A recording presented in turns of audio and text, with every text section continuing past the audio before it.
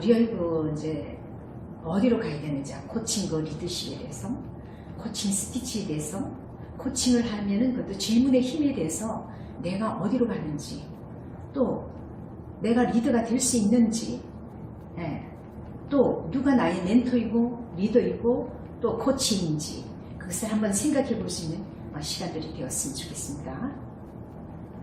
하나님께서는 앞서 우리가 얘기했듯이 아주 다양한 사람들을 우리가 사용하셨습니다. 연약한 우리부터 이제 시작해서 하나님이 사용하셨습니다. 자, 그런데 60년 동안 새벽 4시에 일어나고 90세까지 살았던 건강한 존 웨슬리를 사용하셨는가 하면요, 한편에 설교를 하고는 강단 아래서 한 사발의 피를 토했던 데이비드 브레인 너드와 같은 그 꼭 쓰러져 죽을 듯한 연약한 사람들도 한번 사용하셨다는 것입니다. 여러분들이 이 시간에 데이비드 브레인 너드를 한번 찾아보세요. 그래서 그것을 여러분들이 한번 조사를 한번 해보시고 그분의 삶이 어떤 삶이었는지 여러분들도 한번 이름에도 그 상황에서도 이렇게 주를 위해서 이렇게 또 그 연약한 자를 또 주께서 또 쓰셨다는 것, 그것이 우리의 모습에 있지 않겠습니까? 그죠? 그런데 또 부지런한 여러분들도 또 있잖아요. 근데 그게 새벽 4시에 일어나서 90세까지 정말 주님과 함께 그런 동행하는 사람들이 있습니다. 근데 저희들은 어떤 유의 사람인지, 그럼에도 불구하고 하나님은 이런 다양한 사람들을 사용하듯이 저와 여러분들을 하나님 이 시간에도 사용하고 계십니다. 그리고 VL에서 여러분들이 신학 공부를 한다는 그 자체가 변화의 그 물줄기를 타고 여러분들이 그 찬스, 기회의 그 길로 여러분들이 들어선 것입니다. 그 기회를 붙들은 것입니다. 그렇죠? 또 조나단 에드워드 같은 사람이 있어요. 그럼 아까도 우리가 이제 에드워드에 대해서도 한번 여러분들이 또 한번 잘 아시겠지만 다시 한번 또 한번 조사를 한번 해보십시오. 조나단 에드워드 같은 사람. 그리고 그가 19살에 예일대학의 교수가 된 천재죠. 그죠? 그런데 또 그 천재와 반대되는 그 드와이트 무디 같은 그 무학자, 그 무학자를 들어서 하나님은 위대한 복음 사역에 꽃을 피우기도 하셨습니다. 그럼 여러분들이나 저는 어떤 그 유형의 사람일까? 그리고 그 중간쯤 가는 사람일까? 뭐 여러 가지 이제 방향대로 여러분들이 생각할 수도 있지만 하나님께서는 다양한 사람들을 사용하셨던 것, 그리고 앞으로도 또 저와 여러분들 같은 사람들을 계속 쓰신다는 거죠. 남녀노소 관계없이 주님께서 이렇게 쓰시고자 하시면은, 그러나 그릇이 깨끗한 그릇이 돼야 되잖아요. 그 깨끗한 그릇을 우리가 비운 그 자리에서 주님 사용해 주십시오 하고 나가면은 주님께서 아름답게 이제 사용해 나가시는 것입니다. 앞서도 우리가 봤듯이 하나님께서는 다양한 사람들을 사용하셨어요. 이름이 있는 목사를 사용하셨는가 하면은 이름 없는 평신도도 사용하셔서 주님의 일을 이루시기도 하셨습니다. 그러나 하나님이 쓰시던 이 모든 사람들은 모두 같이 한결같이 기도의 사람입니다.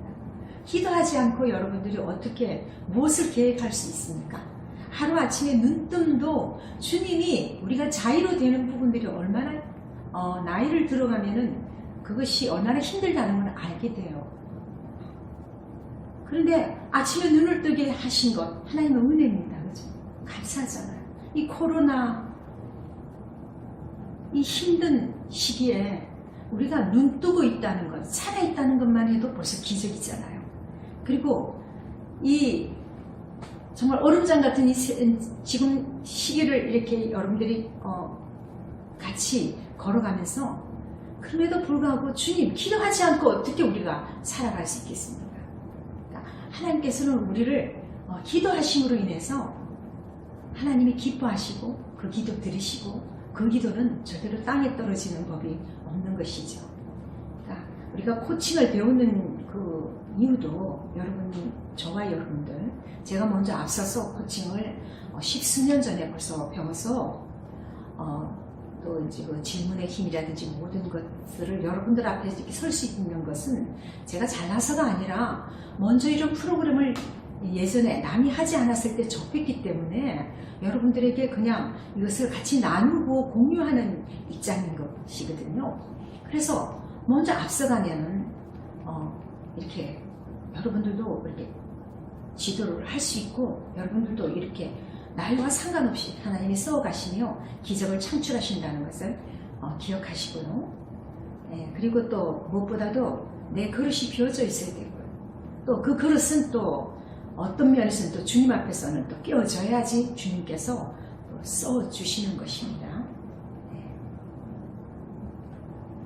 하루에 2시간씩 기도하면서 바쁠 때는 더 많이 기도하던 마틴 루터를 들었어. 그러니까 오늘은 여러분들 그 주가 뭐예요?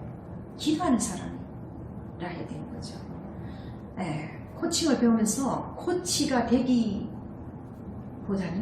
기도하는 사람이 먼저 되어서, 기도하는 사람이 가지고 있는 그 여러 가지 그 소양, 우리가 가져야 할 것들이 있잖아요. 지성이 있어야 되고요. 또 영성이 있어야 되고요. 또 야성이 있어야 돼요. 그러면 우리가 필요한 것은 우리가 갖춰야 돼요. 그러니까 인격도 갖춰야 돼요. 그래서 책을 많이 읽어야 되는 것은 뭐냐면, 책 속에서 우리가 또 여러 가지 모든 것을 간접적으로도 또 많이 경험하게 되는 거예요.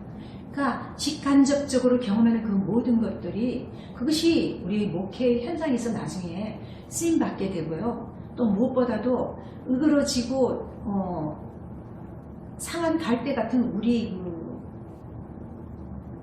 상황에서도, 정말 꺼져가는 등불인 그 상황에 있는 우리들이라도 하나님께서 들어주시면은 정말 아름답게 써주신다는 거예요. 보이시지 않으시는 하나님이시고 오히려 회복해 하셔서 쓰시는 가정이니까 여러분들도 이 시간 늦었다 생각하지 마시고, 지금이라도 하나님 써주시니 감사합니다. 그런 마음으로 이렇게 나아가면서 나 같은 사람을 어떻게 하나님이 들어서 어떻게 쓰실지 그 하나님을 기대합니다. 그러니까 부정적인 마인드가 아니라 긍정적인 마인드로 하나님, 그 하나님을 기대합니다. 나는 부족하지만 저를 사용하실 그 주님을 기대하면서 나아가는 저희들이 되어야 되겠습니다. 자, 전 세계를 돌아다니면서 한 해에 그 1000편이 넘는 설교를 하면서도 매일 새벽 4시에 일어나 기도하는 웨슬리를 들어서 영국을 변화시키셨습니다. 근데 그러면 여러분들을 통해서 하나님이 변화시키고자 하는 그 곳은 어딜까요? 가정일 수도 있고요. 그죠?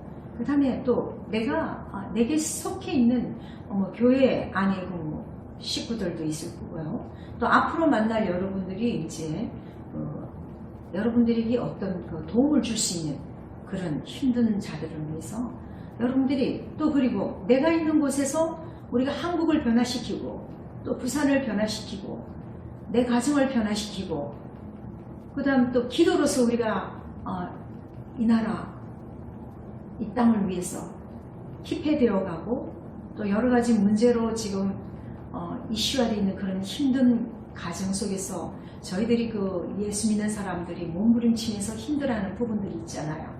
근데 그런 부분들이 간철되지 않지만, 그럼에도 불구하고 우리가 우리 힘으로는 할 수 없지만 하나님께 기도함으로 나아감으로 인해서, 또 무엇보다도 또 여러분들이 속해 있는 신학교가 여러분들이 학교이잖아요.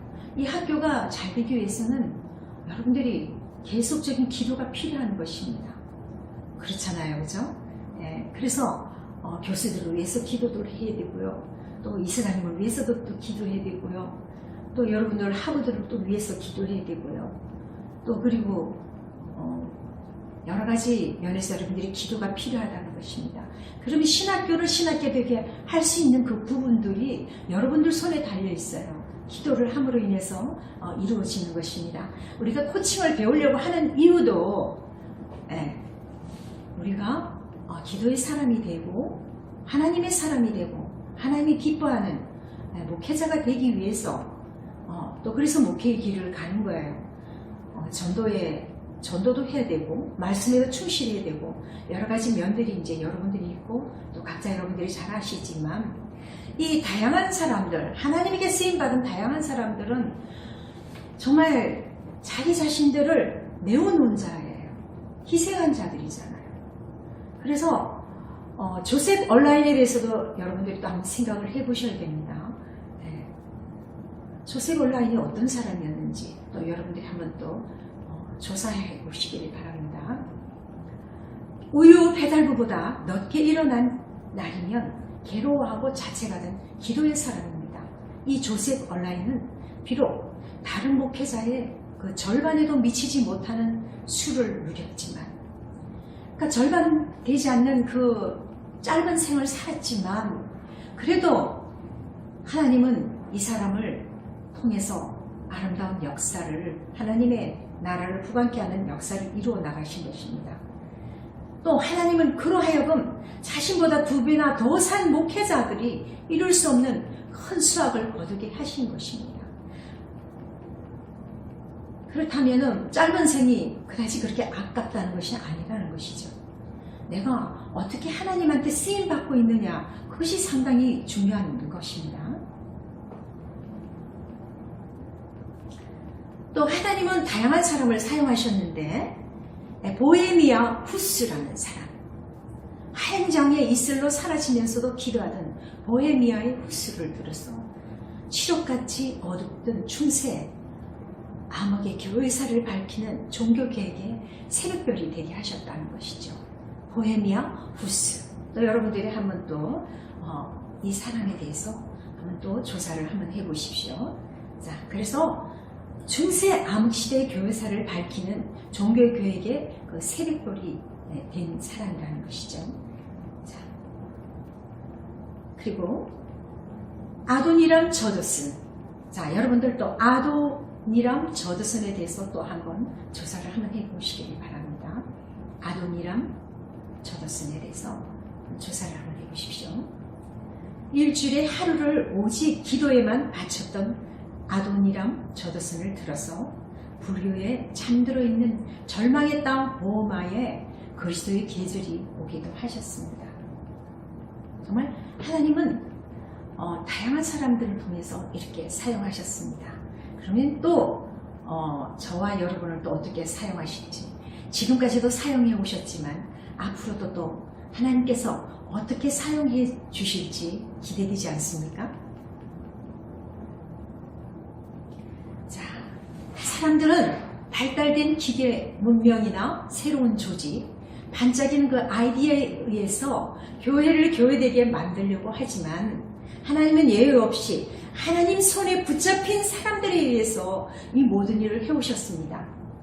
사람들은 방법을 찾지만 하나님은 사람을 찾으십니다.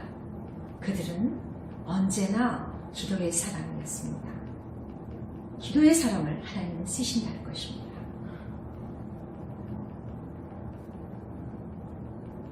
자, 코칭이란 무엇인가?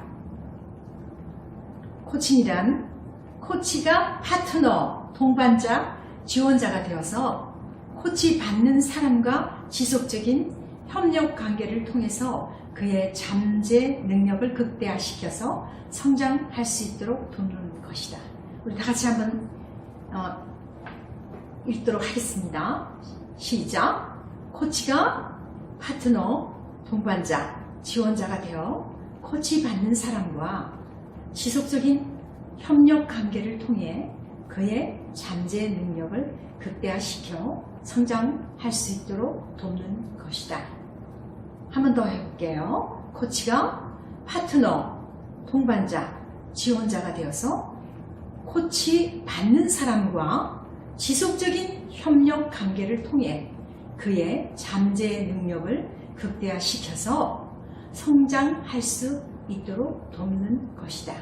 한 번 더요. 코치가 파트너, 동반자, 지원자가 되어 코치 받는 사람과 지속적인 협력 관계를 통해 그의 잠재 능력을 극대화시켜서 성장할 수 있도록 돕는 것입니다.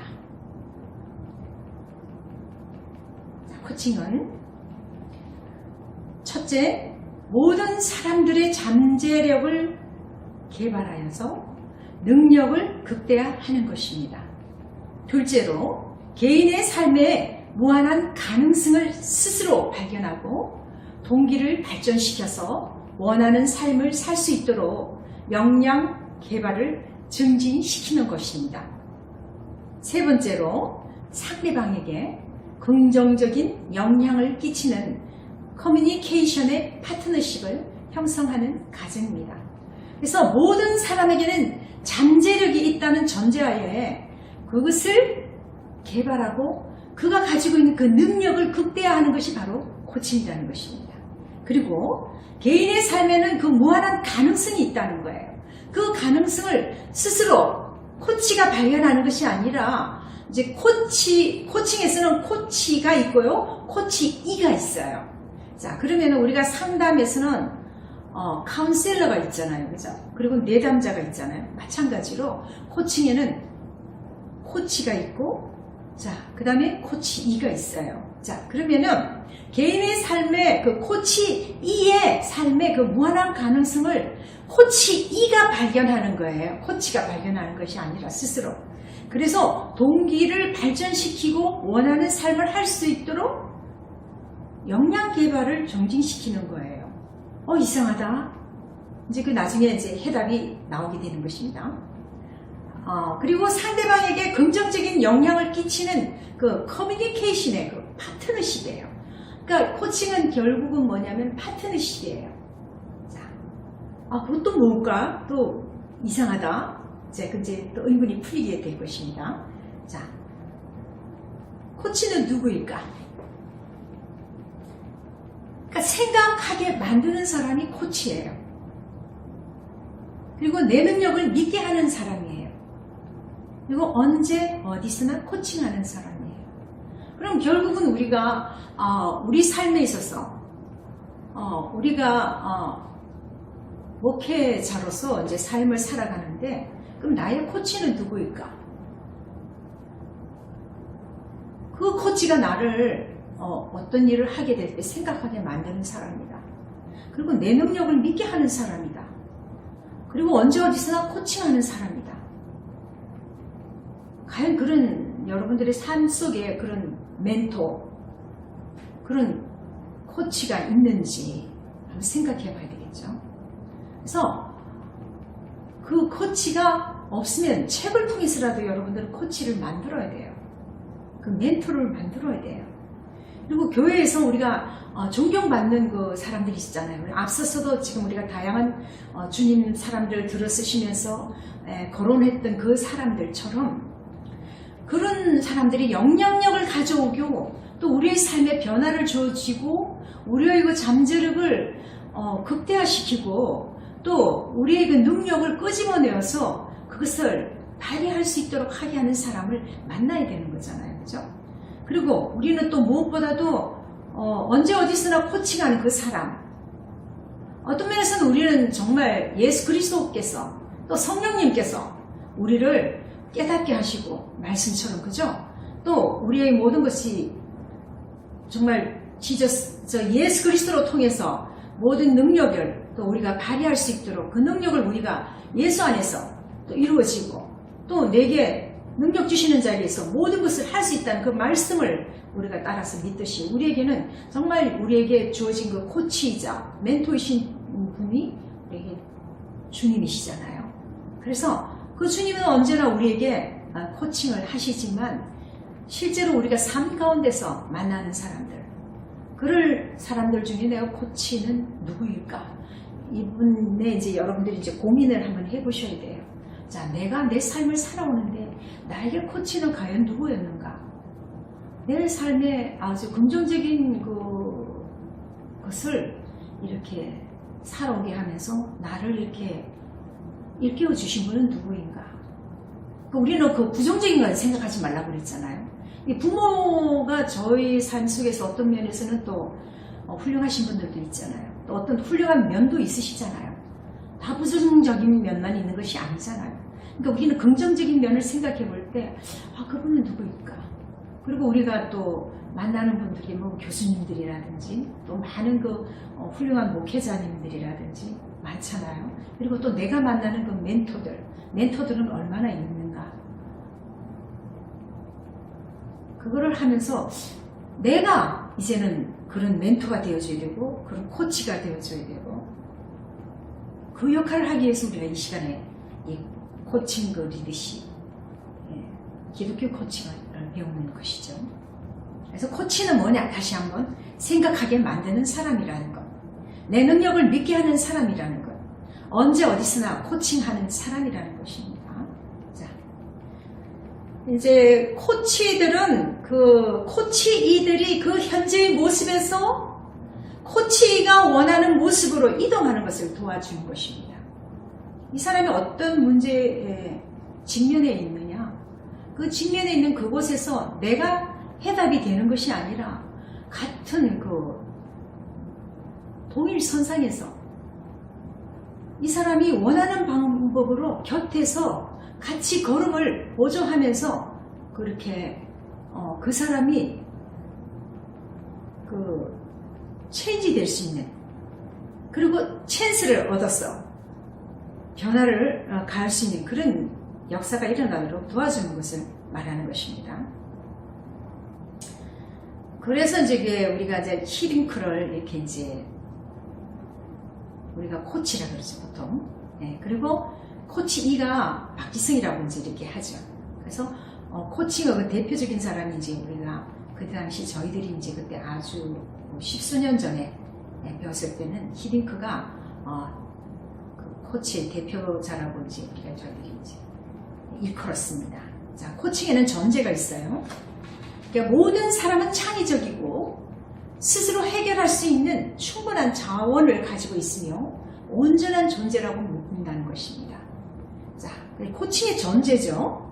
모든 사람은 창의적이고 스스로 해결할 수 있는 충분한 자원을 가지고 있으며 완전한 존재, 온전한 존재라고 믿는 것입니다.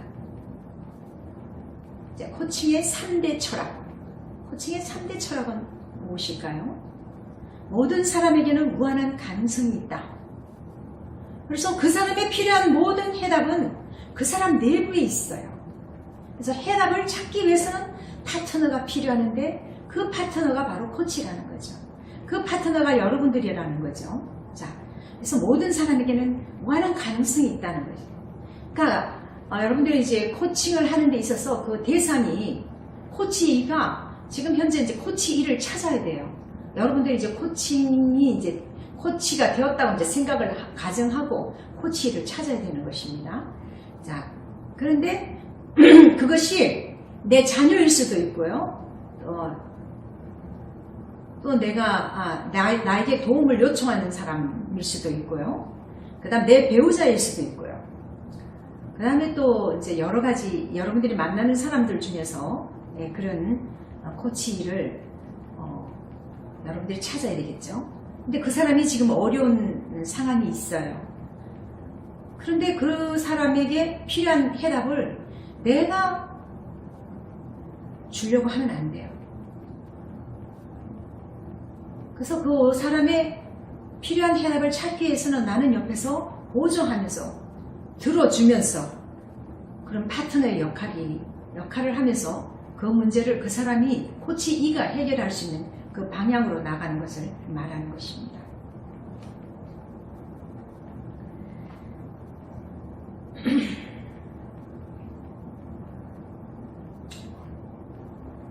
자, 그 다음에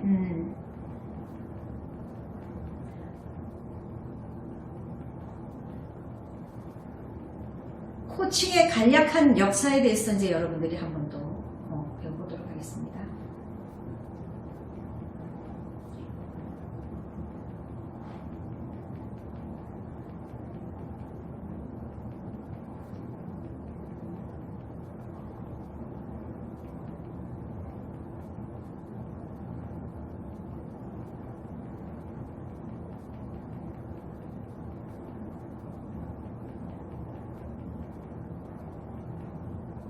자, 코칭은 1980년대 초에 그 재무 플래너인 토마스와 레오나드에 의해서 시작되었습니다. 미국 경제가 불황의 늪에서 허덕이고 있던 1980년대 후반부터 코칭이 비즈니스계에 본격적으로 도입되었어요. 그래서 1994년 국제 코칭 연맹을 설립하여서 코칭 문화를 확산시킨 것입니다. 우리나라 기업에서는 코칭이라는 용어가 시작되기 시작한 것은 2000년대 초반입니다.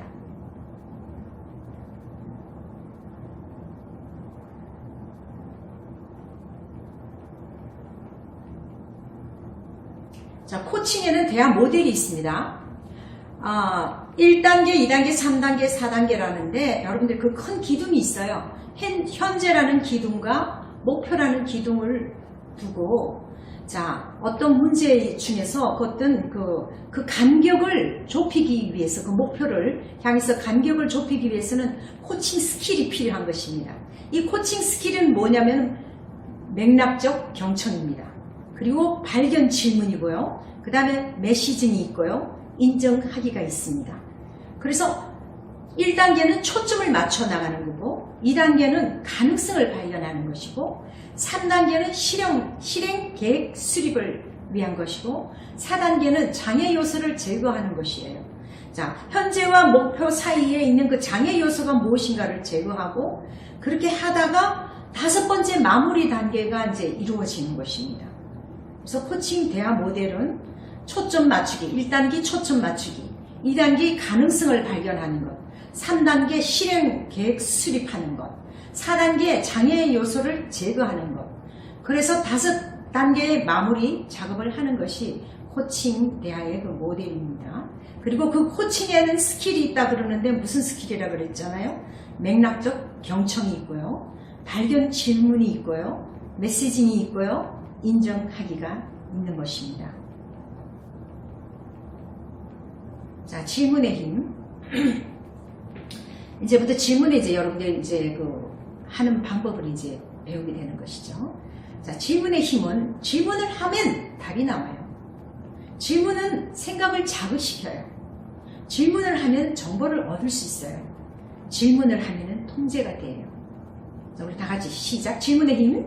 첫째, 질문을 하면 답이 나온다. 질문은 생각을 자극한다. 질문을 하면 정보를 얻는다. 질문을 하면 통제가 된다.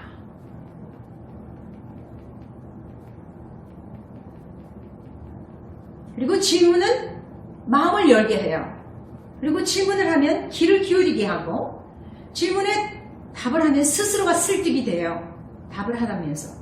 질문은 모세의 지팡이와 같습니다.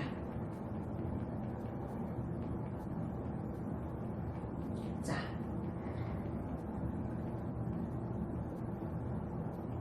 우리가 달걀과 병아리 차이 지나가면서 이제 우리가 가볍게 이제 생각을 해볼 수 있는 문제죠. 뭐 이미 벌써 여러분들 다 알고 있죠. 자, 그런데 외부에서 충격이 깨지면은 후라이밖에 안 돼요, 그렇죠? 그런데 스스로 깨면 어떻게 돼요?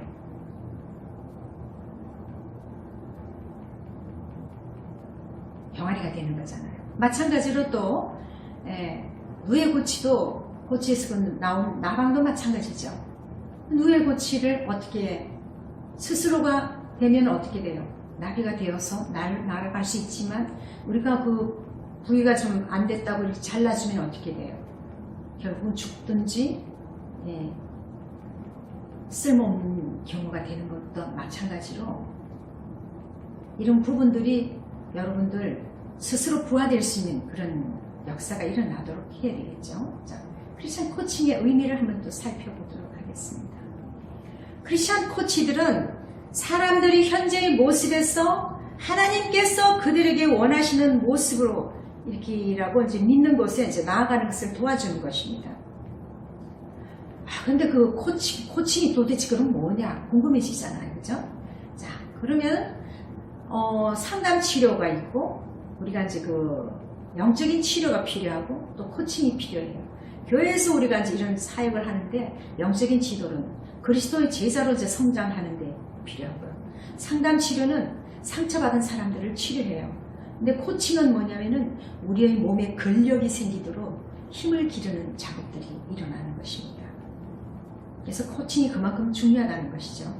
자, 크리스찬 코칭의 모델에 대해서는 자, 우리가 여러분들이 이제 생각해 볼 것이 이제 모세도 있고 여호수아도 있고 요셉도 있죠. 저희들이 이제 여기 보면은 책을 한번 살펴보시길 바랍니다. 여러분 책을 한번 살펴보시면 이제 이번에 편집해서 만들어가지고 제가 뒤쪽으로 가면은 여러분들 성경 속 인물에게 배우는 리더십이라는 것이 있죠.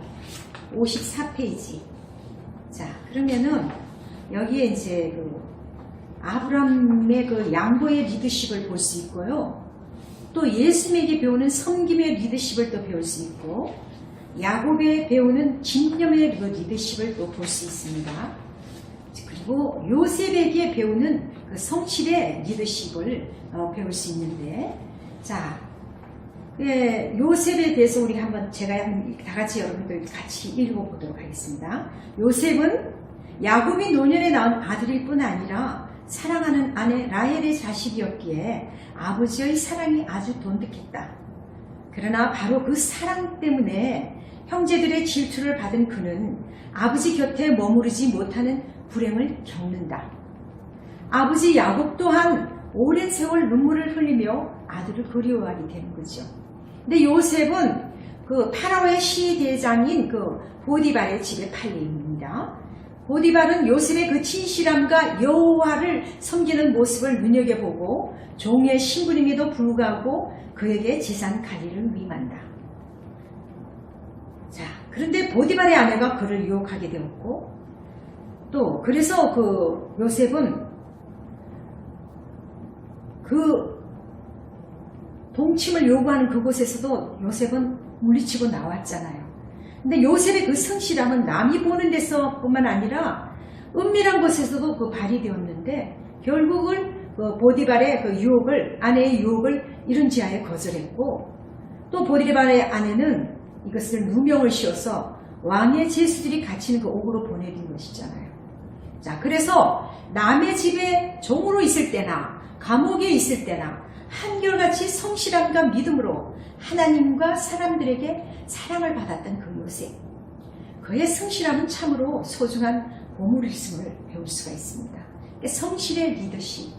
그러니까 우리가 요셉 같은 사람은 진짜 우리가 코치로 삼을 수 있는 사람이잖아요. 그죠? 자, 그 다음에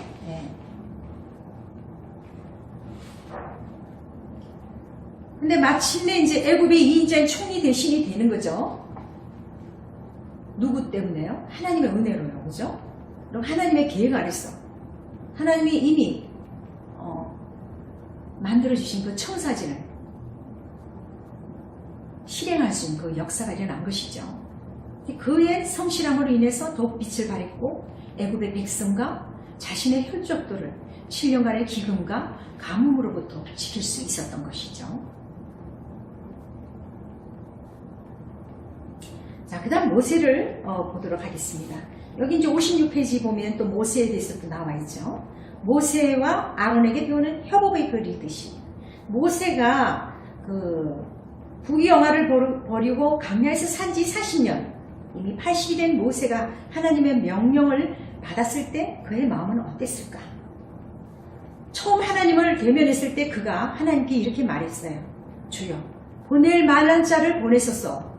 그는 자신이 입이 뻣뻣하고 혀가 둔하다고 변명하지요. 그래서 하나님께서 모세에게 엄중하게 꾸짖으면서 말씀하셨어요. 내 형 아론이 있지 아니하냐? 그의 말 잘함을 내가 아니. 그가 너를 대신하여서 백성들에게 말할 것이며 너는 그에게 하나님같이 될 것이다. 이렇게 말씀하셨잖아요. 아론은 모세의 대언자가 되어서 하나님께서 모세에게 명하신 것을 바로에게 전달되게 한 것이죠. 그래서 또 하나님께서는 모세를 지팡이를 던져서 뱀이 되게 하거나 품의 죄를 날려서 사람과 짐승에게 독정을 바라는 듯 그 10가지 그 애굽의 그 재앙을 그걸 다 이제 모세를 통해서 풀리게 하시고 열리게 하는 그런 역사들이 일어나는 것이죠. 근데 또 이제 여기서 이제 아론도 이렇게 협력하는 것. 여기서 이제 그 더 이제 빛이 나는 것입니다. 그러니까 모세가 힘들었을 때는 그 아론은 옆에서 그 코치의 역할을 한 것입니다. 그러니까 코치 그 상황은 그 상황에 따라서 코치가 될 수도 있고 코치가 될 수 있는 것이죠. 그 이후의 삶은 모세가 코치로서의 그 이스라엘 백성의 코치로서의 삶을 살아가는 것이죠. 자, 그래서 이렇게 보면은 그 80세 모세는 바로 왕에게 자신의 그 민족인 하나님의 백성들이 출애굽하도록 요구를 한 것입니다. 그 10가지 재앙이 애굽에 강타하고 마다들까지 이르게 되자 바로는 그들을 풀어주고 모세는 홍해를 갈라 길을 내시는 하나님의 기적을 체험하며 강야를 지나 약속의 땅 가나안으로 백성을 인도한다. 그런데 이제 그 모세에게 어느 날 그 장인 이드로가 이제 방문을 했었어요. 그러니까 우리가 또 이제 이드로에게 배우는 그 이제 또 리더십들이 또 있잖아요. 자, 그럴 때 그 모세가 장전만 그 60만 명이 되는 그 대민족의 그 모든 송사와 그 첩다 문제도 혼자 처리할 수가 있었는데 이때 이드로가 1000명을 관리할 천부장과 백부장과 50부장, 10부장을 뽑아서 각기 백성을 재판하도록 그렇게 권면을 하는 것이죠. 그래서 장인의 말대로 이렇게 처리하니까 백성 모두가 평안해진 것입니다. 그러니까 이게 경청을 한 거죠. 그러니까 우리가 코칭에서 또 필요한 그 작업이 아까 맥락적 경청이라고 그랬잖아요. 경청이 아주 필요한 그 스킬입니다. 경청을 잘해야 되는 것입니다.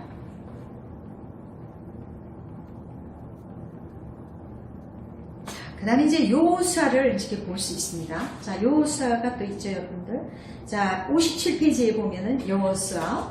여러분들도 보시면서 같이 읽는 연습도 하셔야 돼요. 왜냐하면 우리가 여러분들이 그 앞서서 스피치를 배우셨잖아요. 그죠? 그러니까, 읽으시면서, 우리가 설교를 할 때도 발음도 마찬가지지만, 어떤 부분에서 우리가, 읽는 연습을 많이 해야 돼요. 설교를 위해서 이렇게 이제 스피치 연습들을 많이 하는데, 코칭도 어떤 그런 부분에서 듣는 부분도 필요하지만, 여러분들이 이제 앞으로 사역을 하는 데 있어서 이 스피치가 상당히 중요해요. 그래서 같이 읽으면서 또 나아갈 수 있도록 하겠습니다. 모세는 하나님의 명을 받아 12명의 첩자들을 가나안 땅에 들여보낸다. 그들은 가나안 땅에서 40일 동안 두루 다니면서 그 땅 거민들을 강하고 약함의 그 토지의 상태들에 대해서 정보를 돌아와서 보게 되죠. 그러나 그 12정탐꾼들의 그 보고가 나중에 달라지죠. 하나는 긍정적이었고 하나는 아주 부정적인 주장이었어요. 두 사람은 긍정적이었고 나머지 사람은 부정적인 것이었잖아요. 자, 그럴 때 그 10명의 정탐꾼들은 하나님의 약속과 축복을 바라보지 못했고 또 누리지 못했지만 여호수아와 갈렙은 강야에서 태어난 다음 세대를 이끌어서 가나안을 정복하여서 하나님의 영광을 보게 되었고 또 소망을 갖고 약속과 축복을 바라보는 그 리드만이 누릴 수 있는 리드만의 그 사람들을 성공시킬 수 있는 그런 역사를 이루어 나갈 수 있었던 것이죠. 그러니까 리드자가 된다는 것, 또 목회자도 마찬가지잖아요. 결국은 리드잖아요. 근데 리드자가 된다는 것은 그만한 노력이 필요해요. 네. 그래서 그 소명도 받아야 되지만 그 사명도 있어야 되지만 그 내면의 인격과 그 다음에 또 아까도 얘기했듯이 지성과 영성과 야성이 겸비되어야 되는 것입니다.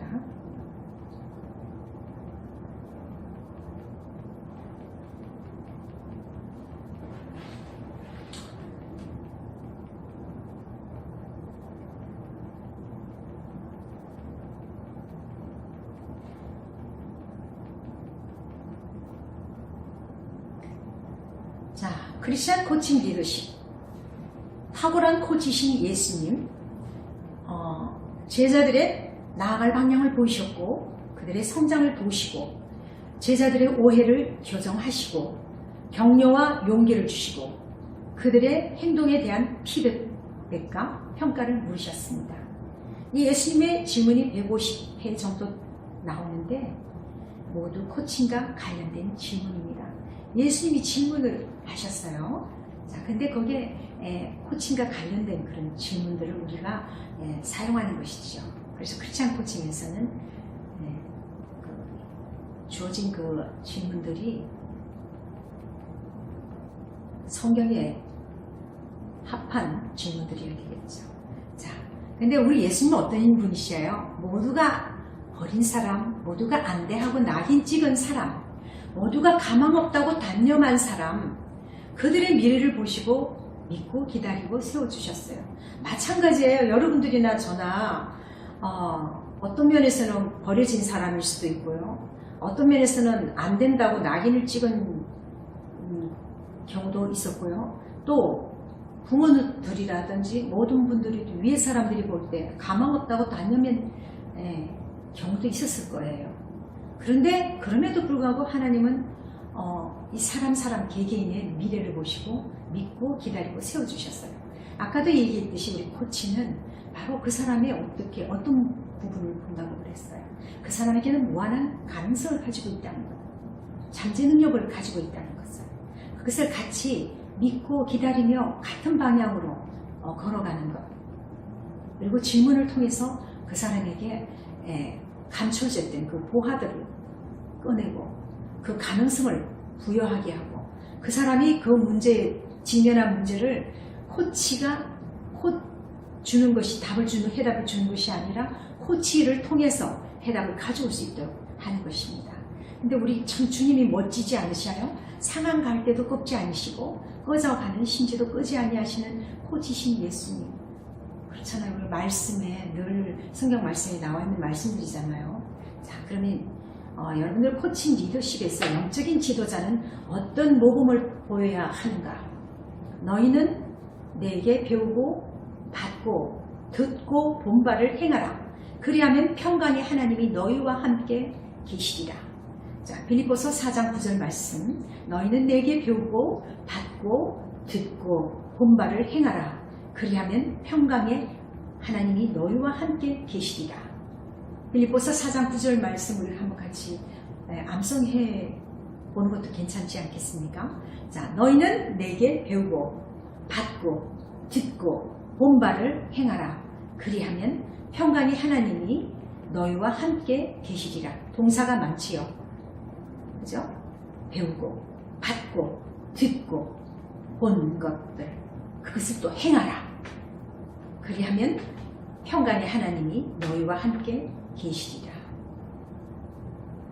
자, 크리스찬 코칭 리드가 되기 위해서는 영적인 지도자는 어떠한 모범을 보여야 되는가를 이제 한번 생각해 보는 것입니다.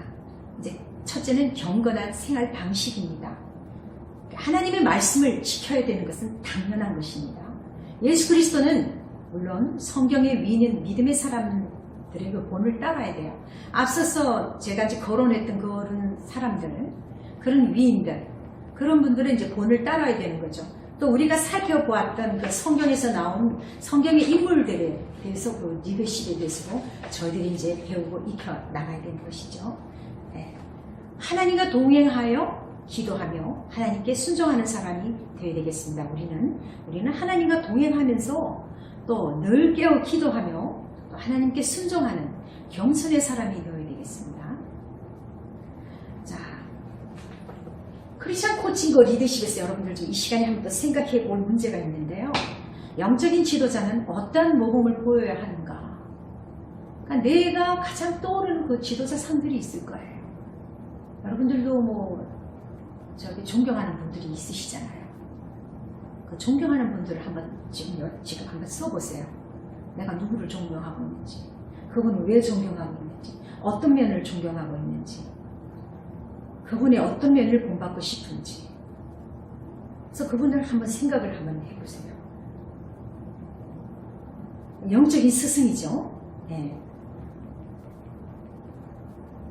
그런 그 지도자를 생각했으면 두 번째 떠오르는 사람 누군가? 또 이 시간 또 한번 생각해 보세요.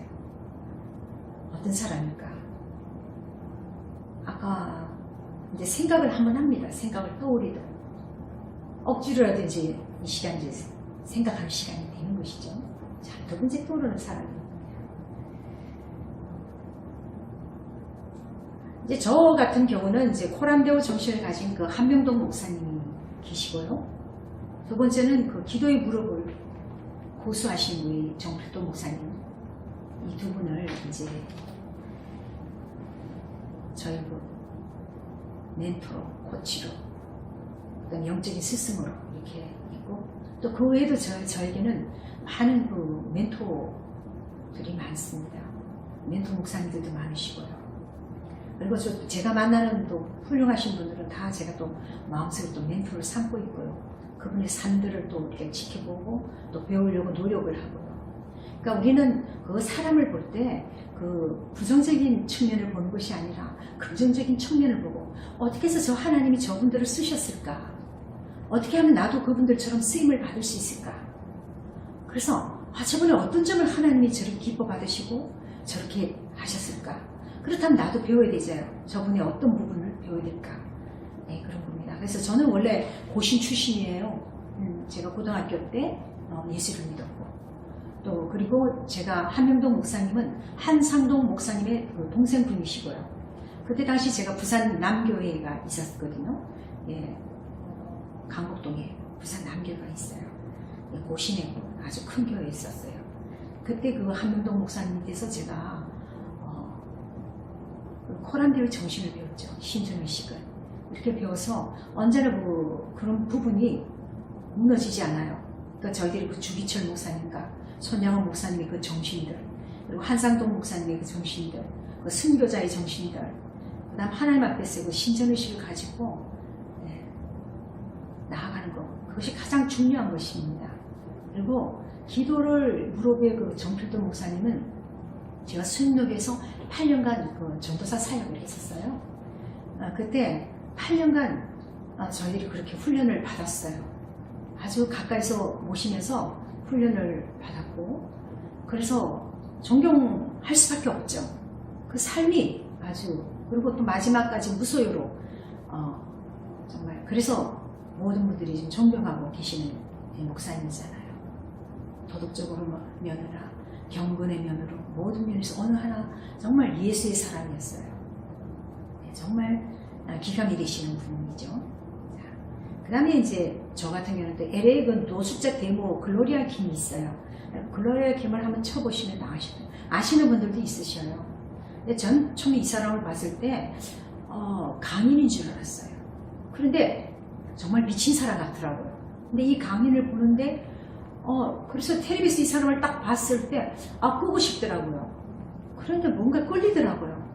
머리는 아주 흰 백발을 한 머리를 길게 늘어뜨리고, 옷은 막 그냥 강인처럼 이렇게 그냥 하얀 옷을 입었는데 그 옷이 쫄아가지고 그냥 완전 누더기 같으면서 아주 진짜 정말 강인 같더라고요. 근데 그 삶이 하나님 앞에서 그 노숙자들을 정말 사랑하면서 그 사람들을 자기 한평생을 어머니와 같이 이렇게 그 노숙자들에게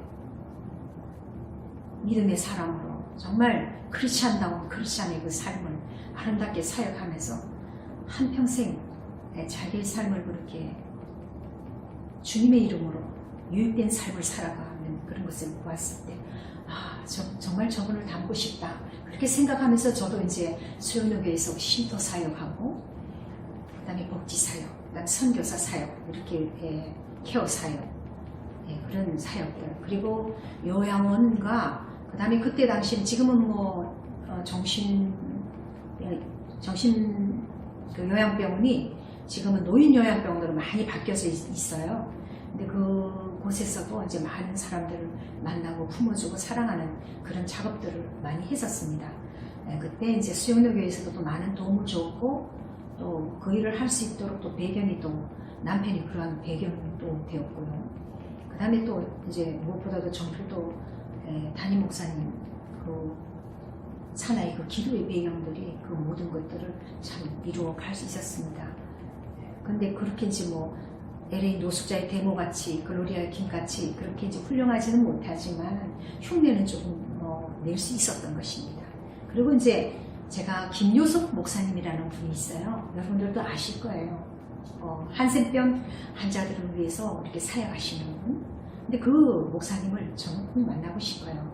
근데 그 목사님이 이야기는 또 다음에 여러분 이제 시간이 되면은 이야기하도록 하겠습니다.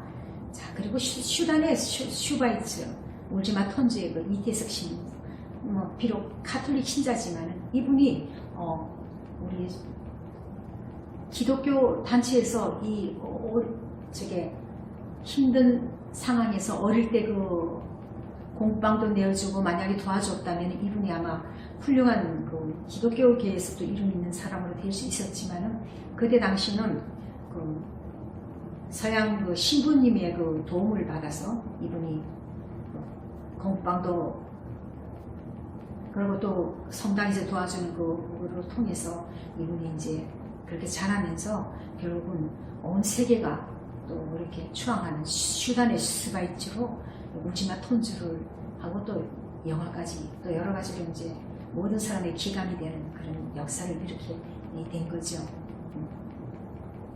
그 다음 지금은 또 이제 그 이태석 이제 신부 봉사상을 타고 있는 그 유인배 신부 같은 경우는 35년간 한국에서 한센병 환자 500명 이상을 돌본 그 유인배 신부는 여러분들이 한번 구경만 한번 해보세요. 이런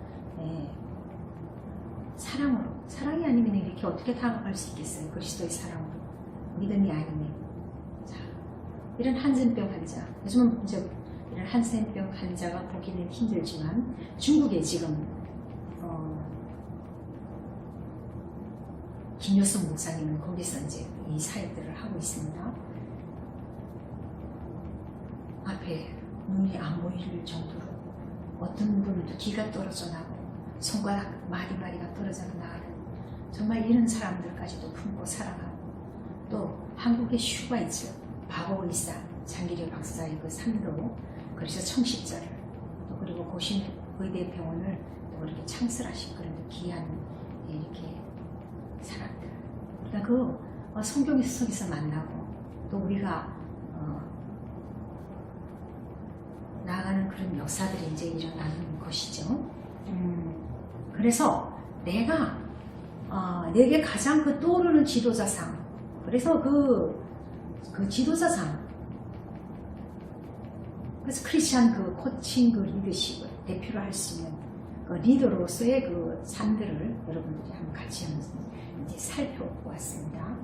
자, 그 다음에 또 이제 여러분들에게 보여드릴 게 있어요. 우리가 이제 아까 생각에 대해서 한번 해봤는데,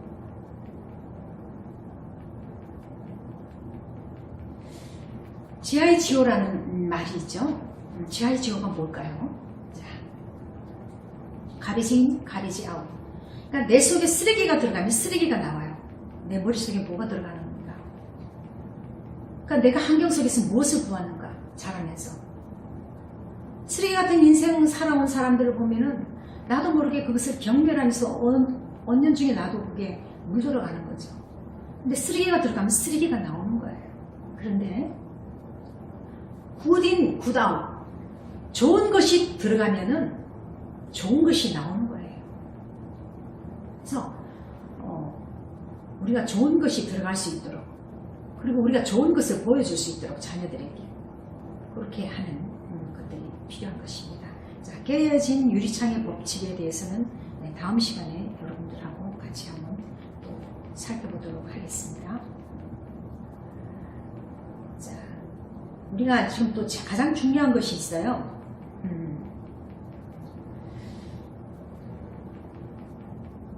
여러분들이 살아오면서 깨진 유리창을 한번 여러분들 한번 생각해 보세요. 내가 삶을 살아오면서 정말 힘들었던 것. 그래서 내 가정에 정말 지금 문제들이 보이지 않는 문제들이 있잖아요. 김문우 목사님 자주 하시는 말씀이 있어요. 우리가 알면 부사스럽고 남이 알면 남사스러운 일들. 그런 일들이 가정마다 있고요. 내 주변에도 있고요. 그렇잖아요. 그리고 갈등들이 있잖아요. 그런 갈등들이 있는데 그러니까 현재에 봉착하고 있는 그 문제보다도 지난날에 그 어떤 것들이 나를 그렇게 이제 지배하는 경우도 있어요. 그러니까 남편과 배우자와 아내, 그러니까 그런 모든 문화가 다른 문화의 사람들이 이렇게 모여가지고 살다 보니까 거기에서 파생된 그런 모든 문제들이 있잖아요. 그러면서 그곳에서 또 자라난 자녀들에게 또 일어난 문제들이 많아요. 그러니까 물론 훌륭하게 자란 자녀들이 많아요. 기도의 사랑, 기도함으로 온전히 주께 맡김으로 인해서 정말 훌륭하게 배출된 사람도 있지만, 그러니까 나에게 끼어진 유리창이 아니더라도 다른 유리창들이 또 이렇게 있어요. 근데 그런 문제가 뭘까 한번 생각해 보세요. 나에게 암담했던 그때 어떻게 나는 극복했을까? 그리고 또 지금 현재 국한된 이 문제 어떻게 해결해 나갈 것인가? 그래서 그 나에 끼어진 유리창은 무엇인가? 여러분, 난 끼어진 유리창에 대해서 다음 주에 생각하지만 그것이 어떤 면에서 또 여러분들이 그 끼어진 유리창을 한번 또 여러분들이 한번 써보는 작업들, 그래서 나중에 또 제출할 수 있는 그런 일들이 있을 것입니다. 그래서 끼어진 유리창이 뭔가를 한번 생각해 보시길 바랍니다. 그리고 이제 책을 한번 살펴보도록 하겠습니다. 자, 크리스찬 코칭에 대한 그 코칭이란 무엇인가? 게리 콜린스의 그 코칭에 대해서 한번 살펴보도록 하겠습니다.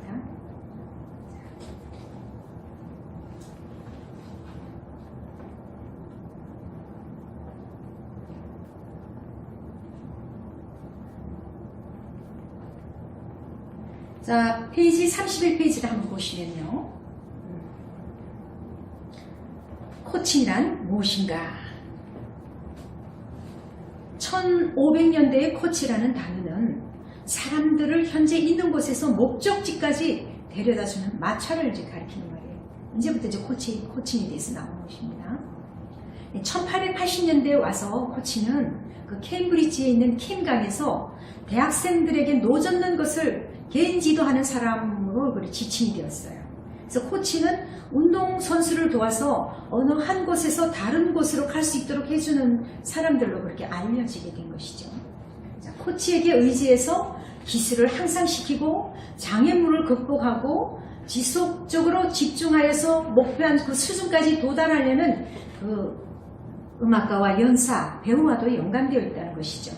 말하자면 코칭은 한 개인이나 그룹을 현재 있는 그 지점에서 그들이 바라는 더 유능하고 만족스러운 지점까지 나아가도록 인도하는 기술이자 그 행위인 것입니다.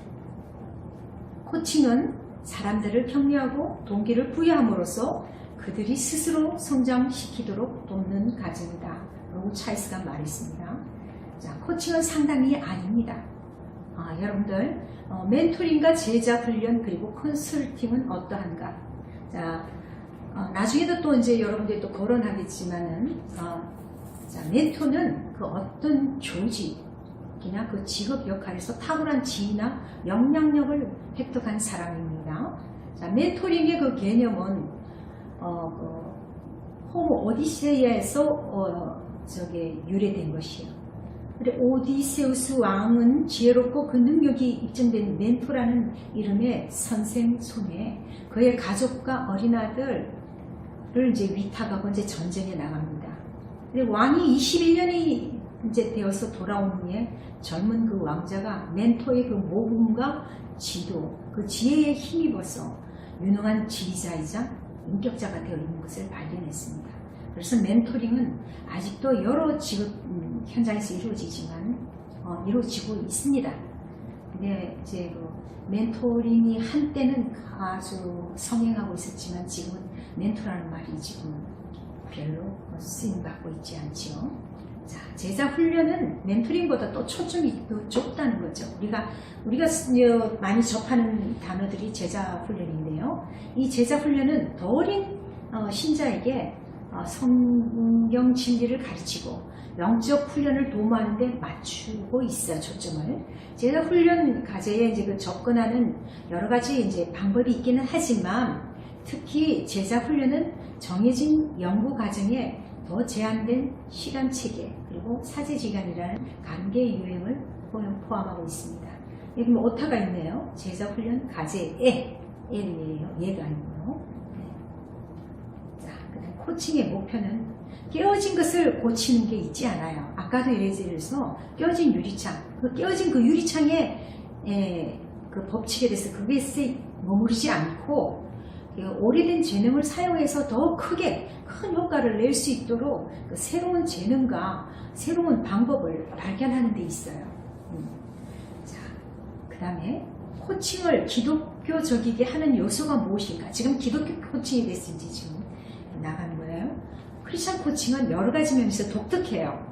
첫째, 무엇보다도 중요한 것은 크리스찬 코치가 그 자신과 코치 받는 사람의 관계에 도입하는 성경적인 그 세계관이에요. 자, 무엇보다도 중요한 것은 크리스찬 코치가 코치 받는 사람, 그러니까 코치이죠. 여기서 또 자신가라는 말을 또 없애야 되겠네요.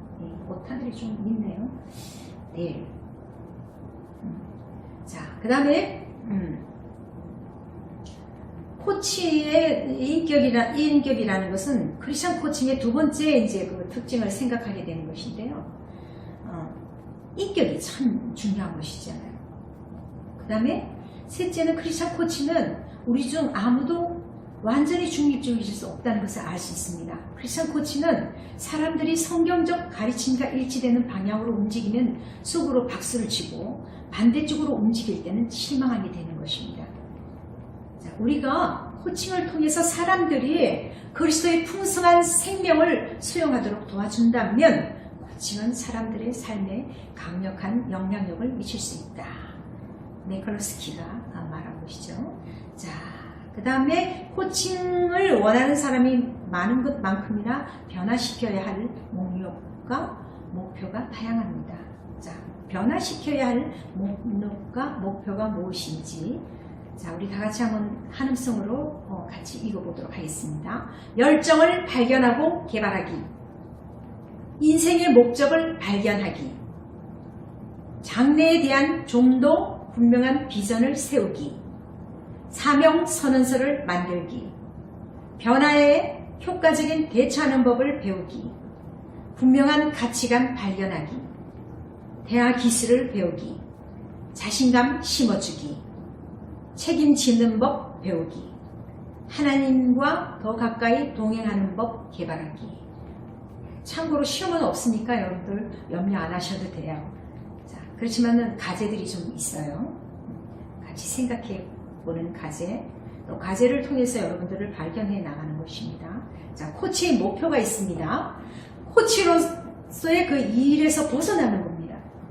그래서 코치 받는 사람이 스스로 변화를 일으켜 지속적인 그 지원 없이도 앞으로 나갈 수 있게 하는 것입니다. 그러니까 코치는 그렇게 막 힘을 들일 필요가 없는 것입니다. 코치 받은 사람이 스스로 변화를 가져올 수 있도록 지속적인 지원을 하는 것이고, 같은 방향으로 같이 걸음을 같이 하는 것입니다. 그래서 그 코치이가 성장하도록 돕기 위해서는 코치를 알아야 되는 거예요. 그러니까 코치는 코치를 알아야 해요. 그 다음에 관계를 맺어야 되고요. 그들이 처해 있는 상황을 파악하기 위해서는 시간을 투자해야 되고요. 목표를 명확하게 해야 되고요. 현재 일이 잘 되어 가게끔 하는 그 파트너십 가운데 작업하면서 현재 학습이 미래에 어떤 적응을 할 수 있는지 명료화하는 것이 필요한 것입니다.